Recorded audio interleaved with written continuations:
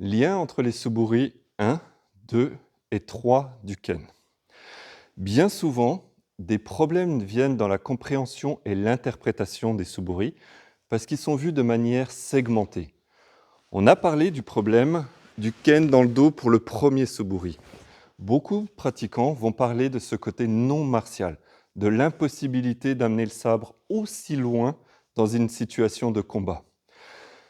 La question n'est pas là. Le premier suburi de Ken n'a absolument pas vocation à travailler un aspect martial. Et pour ça, on va étudier les 3 suburi ensemble. Le premier suburi, vous amenez le Ken dans le dos. Ici, vous allez finalement matérialiser l'axe sur toute sa longueur. Il vient se coller à votre colonne vertébrale. Le deuxième suburi, vous avez votre angle à 45 degrés. Vous venez finalement matérialiser le sommet le plus haut de votre axe. Le troisième suburi va venir matérialiser à 45 degrés le sommet le plus bas de votre axe. Ainsi, les 3 premiers suburi ont vocation à avoir l'axe, le point le plus haut et le point le plus bas.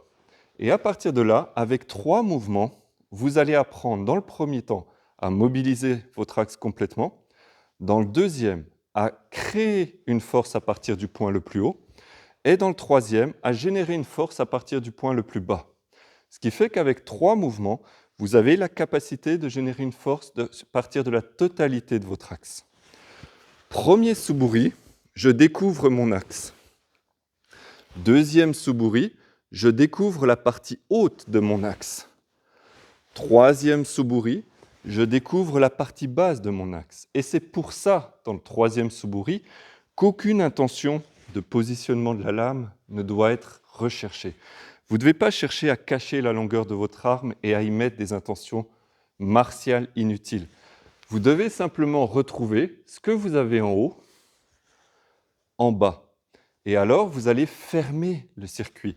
Vous allez fermer le circuit de votre axe par le haut avec le deuxième, par le bas avec le troisième. Les 3 suburi, les 3 premiers suburi, sont finalement la capacité de générer un mouvement dans tous les points de votre axe. Donc, pour rappel, premier suburi, découverte de l'axe. Deuxième suburi, découverte du point le plus haut de l'axe. Troisième suburi, découverte du point le plus bas de l'axe. Et c'est pour ça, ici, ne rajoutez pas plus que, ici, descendez et coupez. Les 3 premiers suburi fonctionnent comme un ensemble de mouvements pour créer un principe. Le principe de manifestation de votre coupe de n'importe où, de n'importe quelle hauteur par rapport à votre axe. Premier, deuxième, troisième. Commencez et vous allez voir au travers de ce programme qu'on va travailler à chaque fois un mouvement et le remettre dans une compréhension globale par rapport à tous les autres. Ceci est la compréhension des 3 premiers suburi.